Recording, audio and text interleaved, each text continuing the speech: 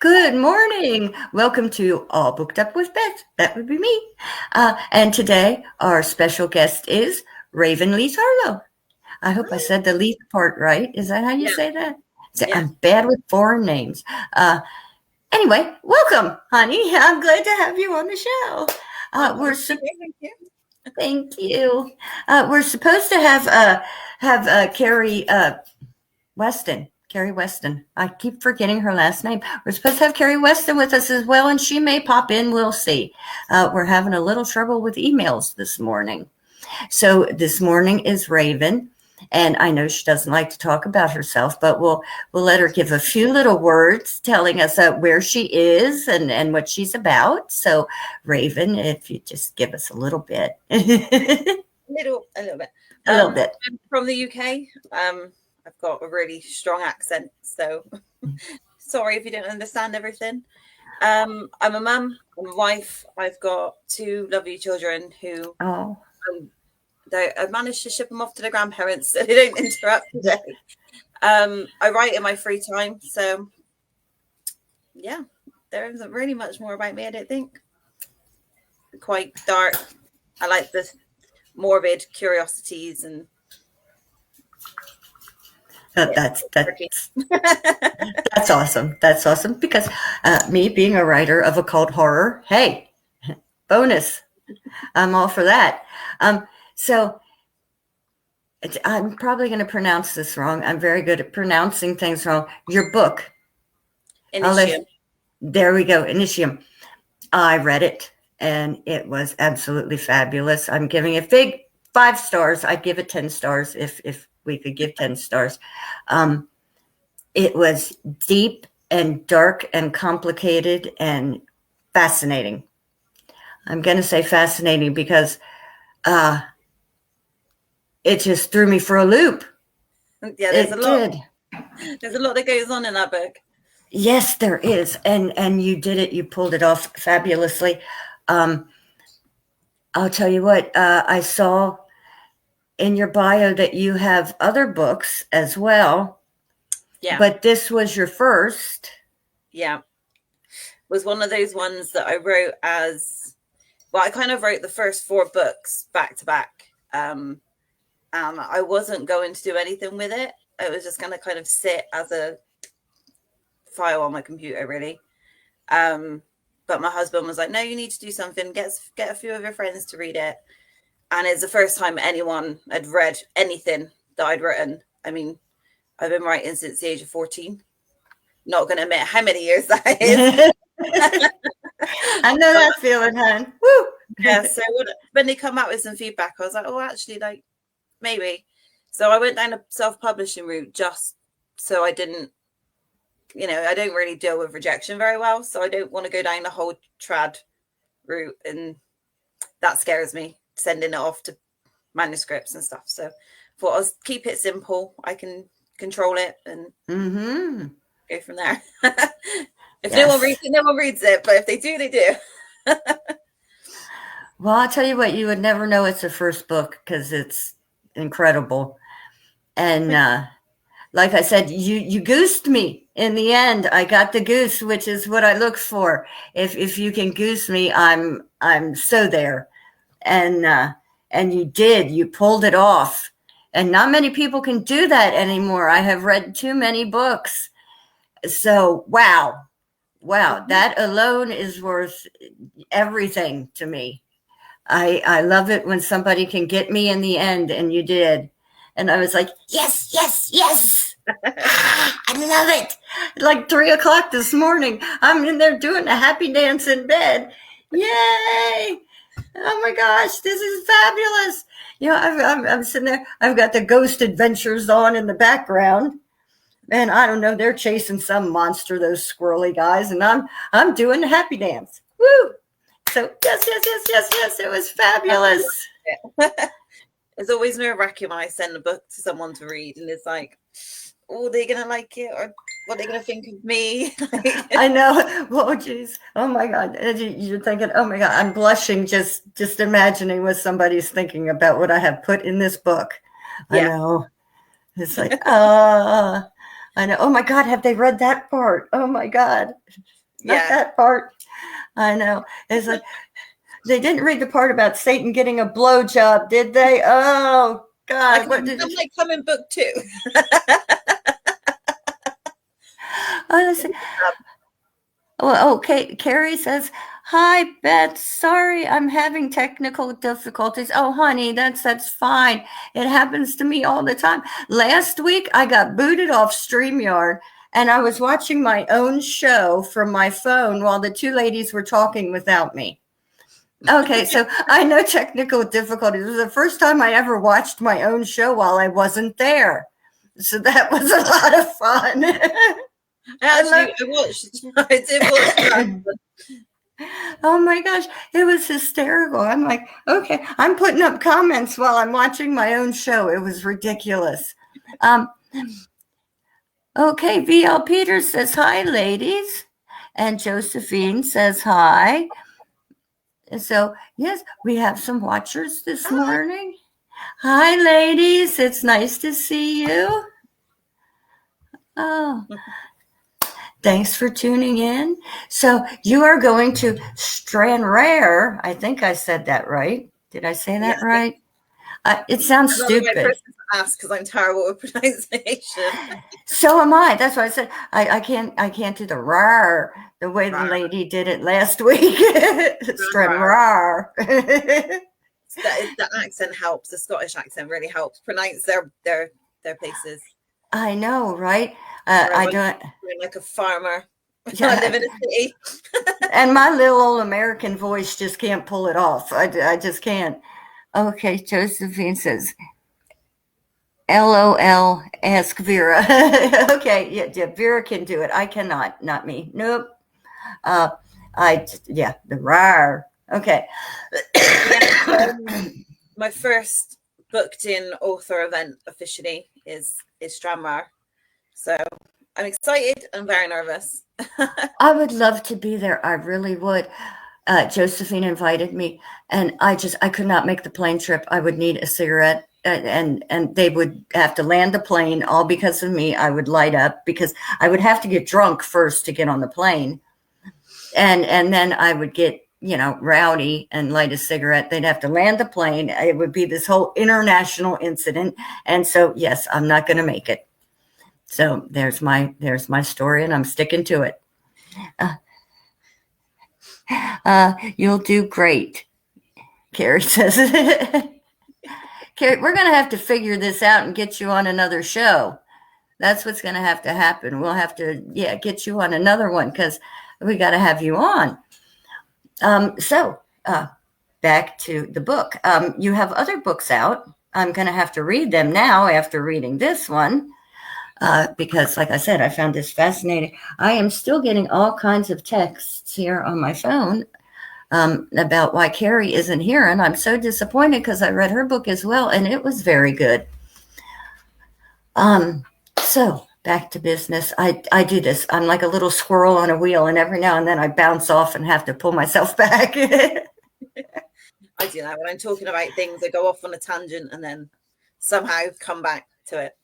Yes, I know. It's crazy, isn't it? It's like, oh, something shiny. And then just, I'm the same with books. Though. When I'm writing stories, I'll have an idea. And if I can't work it into that story, it then becomes a different story.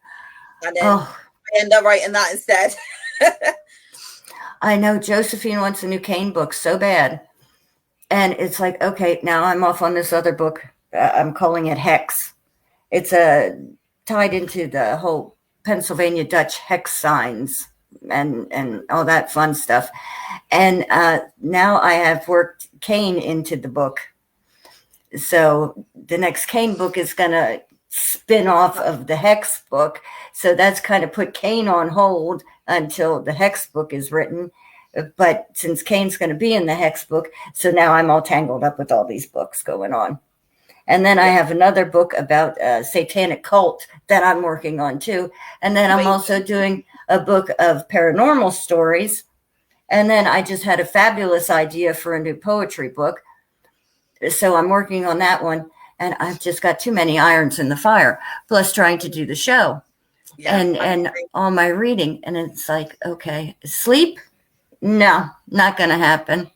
No, I mean, I do most of my writing early hours of the morning. I get up at Mm-hmm. like 3 in the morning, and then I kind of solidly write for a few hours. And I have to go have a shower, get kids ready for school, and then I do a full day's work for work, and then still try and fit in writing in my lunch break from a car. And then when I get home, once I've done all like my mom duties and everything, then yeah, I try and fit in a little bit of writing when I can. But trying to focus on Jax's Vengeance, which is the second book from Ooh. Caspian's War, because the second book from Initium was supposed to be my next book out.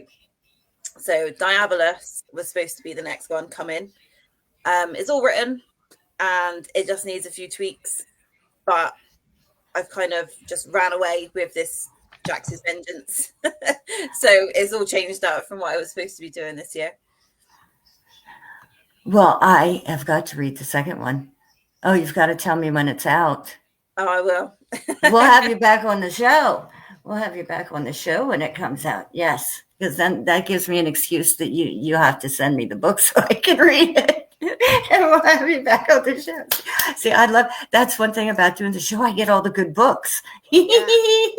I'm so evil. I do my own show, but I'm terrible. I don't like being on the camera or anything. I didn't think I would either. I really, because I'm such an introvert, you know.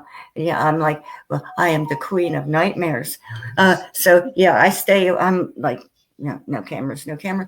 But I'm just, once I get going on here, the mouth goes like a duck's ass and I can't shut up. I need to be quiet now.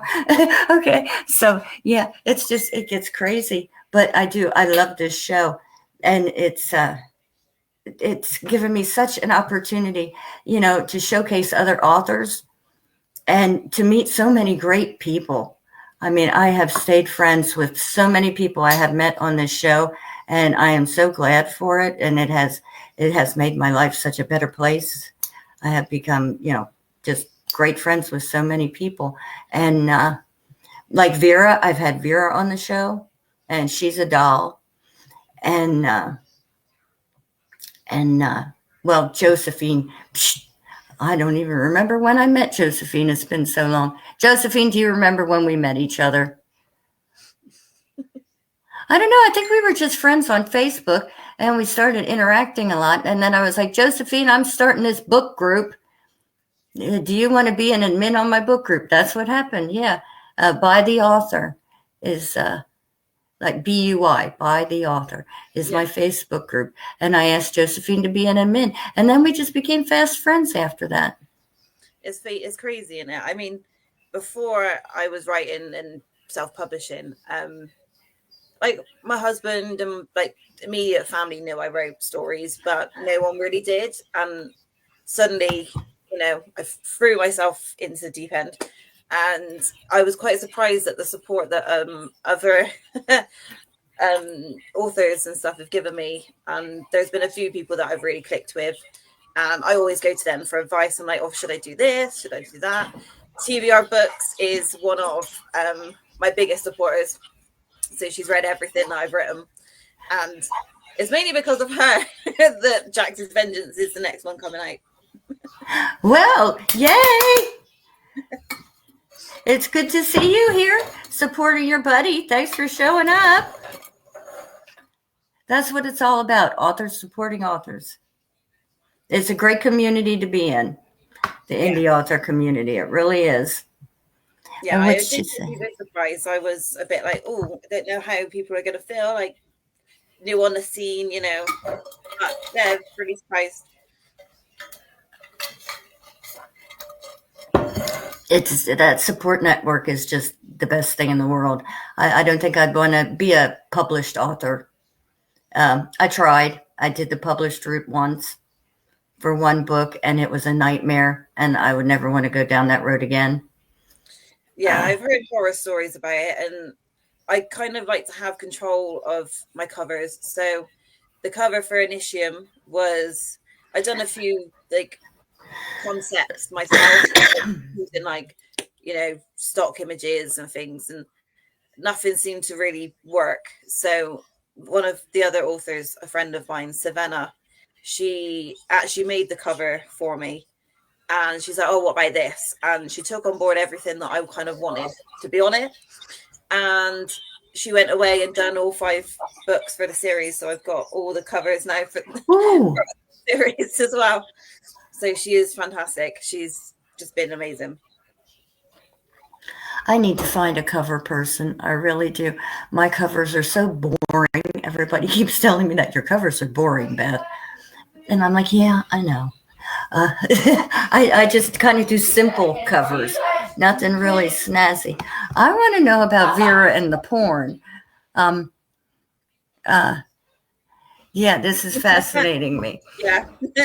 There's a story there that I really need to hear. But yeah, the covers are so important, and mine are just so boring. I never used to put too much thought into the covers, mainly because for me, I'd always read I'd pick the book up and I'd read the first page, and if the first page didn't get me, then I wouldn't read it. I wouldn't buy it. But obviously, when you're selling like ebooks and things, you kind of need to attract them in a thumbnail, really. So I was a bit like, don't really like this one. So when Savannah gave me the cover for Inithium, it was just everything that I sort of wanted.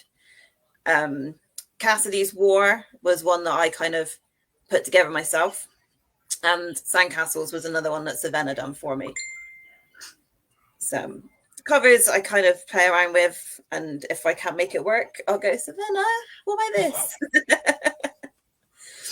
And then she'll tell me what I can do, or she'll go ahead and make something that's fantastic. But my cover for Where the Tombstones Grow, I sent it to my formatter, and she said, Beth, did you make this cover? And I said, yes. And she said, it looks homemade. And I said, yes, I know. And she said, I'm bored. Let me play with this. And I said, okay. I spent too much time making covers. So I've got I worked it out. I've got about 7 work in progress books on the go at the minute, including book 5 of my Divine Saga. And all of them I've made covers for. I've not finished the stories, but they've got covers. I do it too. You just play. I think it helps your creative mind when you do it, though. I think sometimes if I'm not stuck, but I know where I want to go, but there's like a gap in between that I don't want it to be boring, but I can't put too much in to take away from the next bit. I sort of just play around and go on Canva and Photoshop and just try and make something, and then it just suddenly like click. So sometimes I need to have that bit of a break or work on a different story. Do you ever look up your characters? Kind of like, you'll be looking around through pictures and think, okay, that looks like.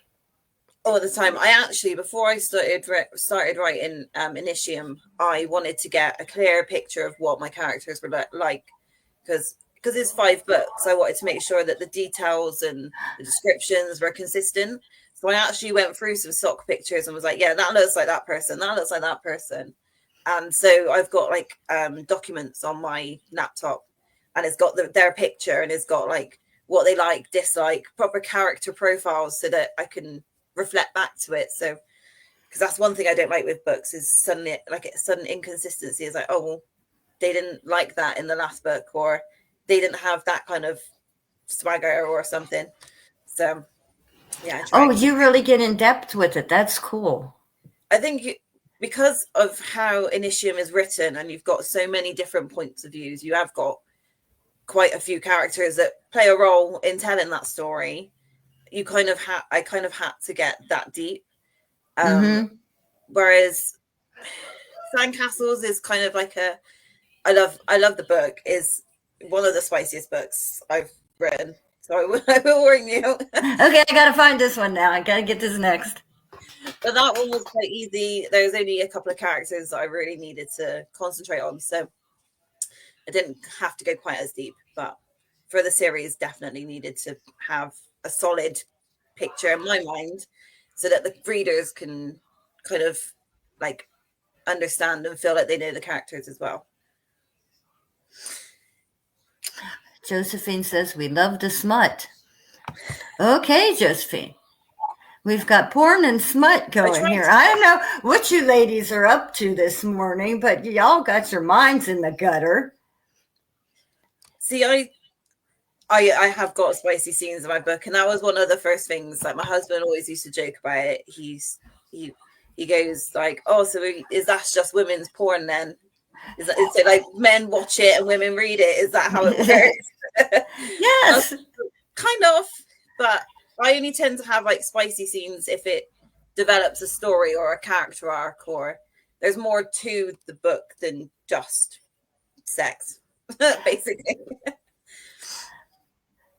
Absolutely. And I think men need the visual. Women don't. Women have the imagination for it, so they can read it. But men, they have to have the visual. They have no imagination. Well, most men. Yeah. Your average men. The pervs. Okay, so you keep a book Bible, Carrie says. Yes, a book Bible. I'm going to try that. That's a very interesting. You've taught me something this morning. I'm going to try that with my next one. Let's see. Cassidy's War was incredibly spicy. It has sex and plot. That's what makes it awesome. Yeah. Yes, it does. I like some story with my spice. I do. I can't with erotica. I mean, not that you write erotica, but with erotica, I can read erotica if it's got a good story to it. Yeah. But reading straight porn is like, okay, this is boring. This is boring. I try not to have it to be too repetitive as well. And with Cassidy's War, it is a love triangle. So she has to decide between the two princes, and trying to have different scenes and show the development of their relationship between each brother, and not sound repetitive and not sound like overdone, if that makes sense. Because sometimes you're kind of like, I overcooked this a little bit. By the way, at the end of the show, you need to go on my Facebook page where this is at right now, where we're doing this little show, and put up all your book links so that everybody can find them after the show, because we want everyone to go buy these fabulous books, as your friend is telling everybody. Everyone has to read it. Yeah, she's working. She's on the job here. I love it.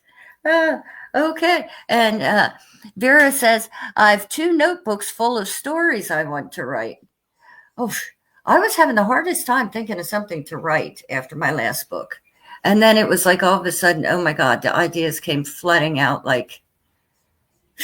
I always find when I'm in the middle of a story that I know I want to finish, I'll have an idea and it'll develop into something else, and then either that book gets on hold or I end up writing loads and loads of notes. And because I don't plot the books at all, I tend to just let the characters speak to me, and that's how it goes. But for Initium, I write out of context, like out of sequence. So I'll write bits here, there, and then thread them all together. Mm-hmm. And I don't know, I sort of think it works when you've got multiple characters telling the story.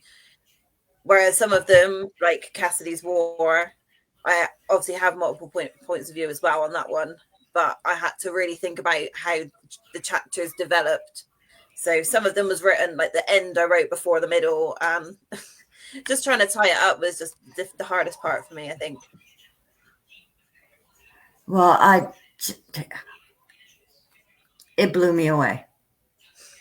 I mean, it was like, I'm not even sure how to explain it. It was like you got involved with this one, and then you got involved with that one, and then you got involved with this one and this one. And somehow it was all, I'm trying to think how to, okay, it's like knitting.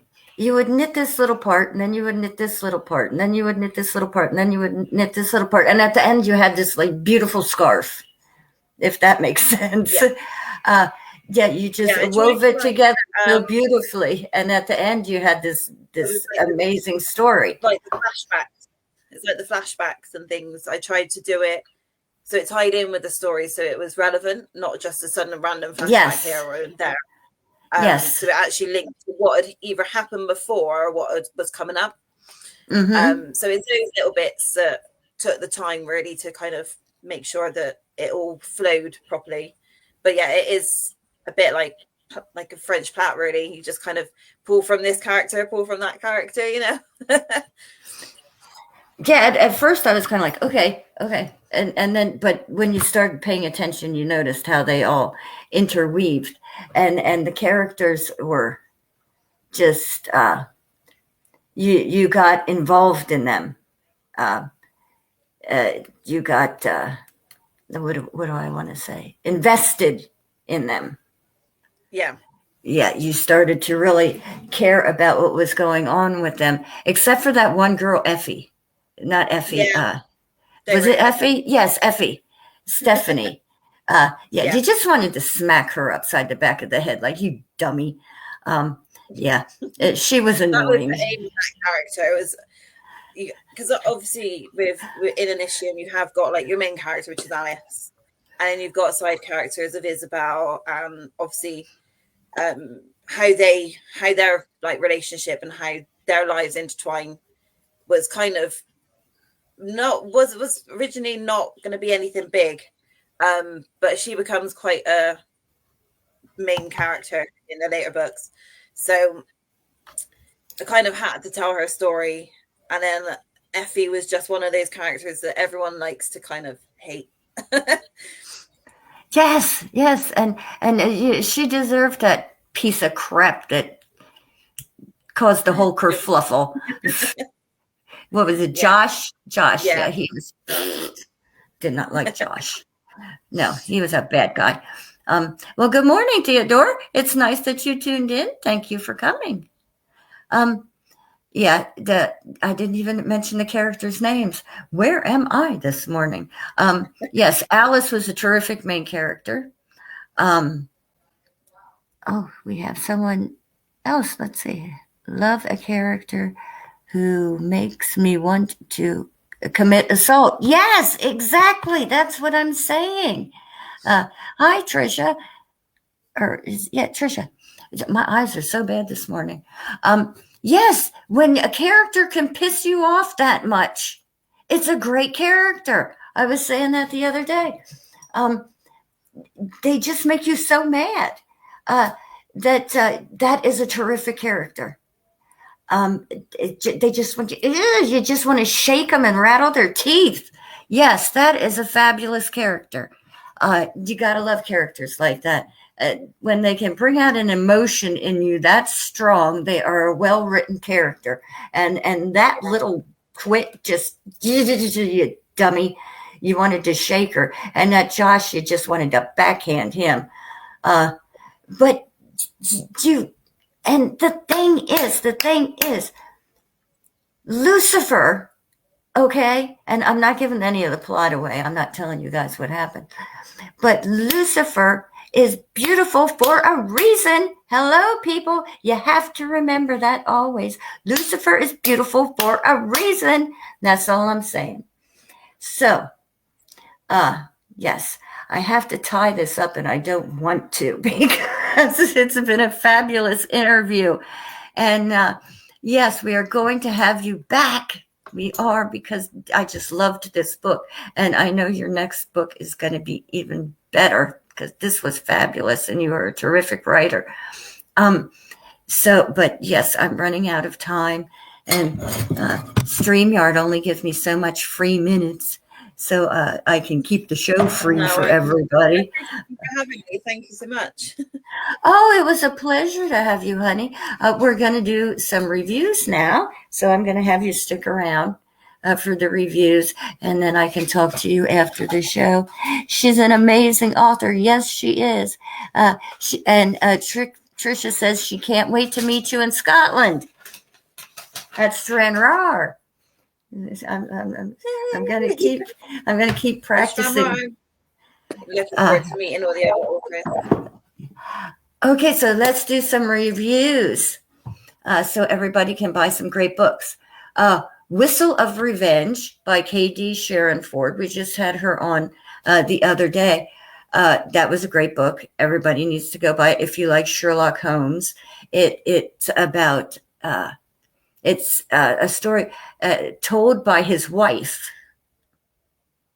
which nobody knows he has. Yes, it's Sherlock Holmes' secret family, and the story is told by his wife. So it's pretty nifty. I enjoyed it.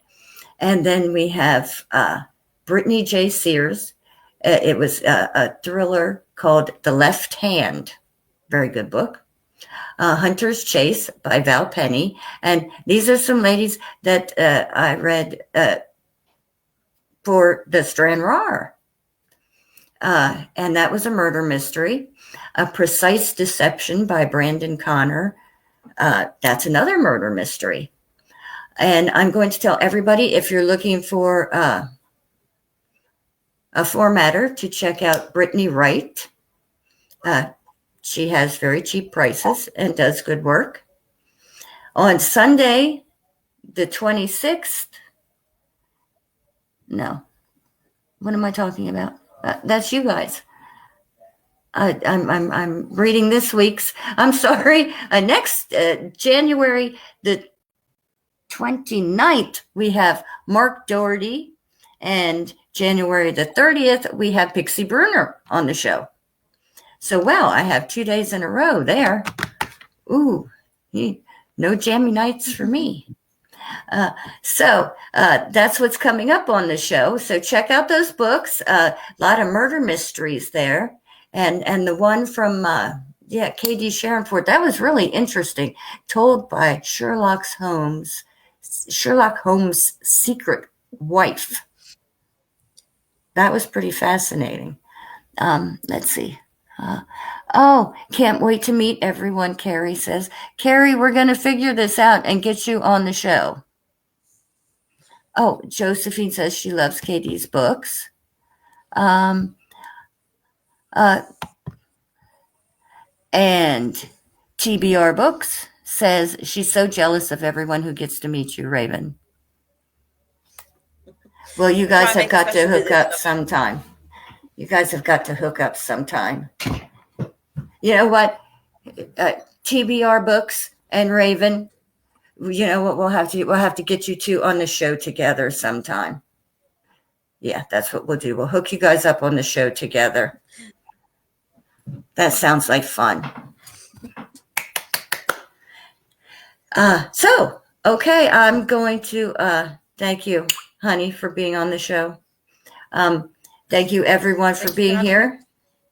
And I'm going to have you hang on a minute after we say goodbye.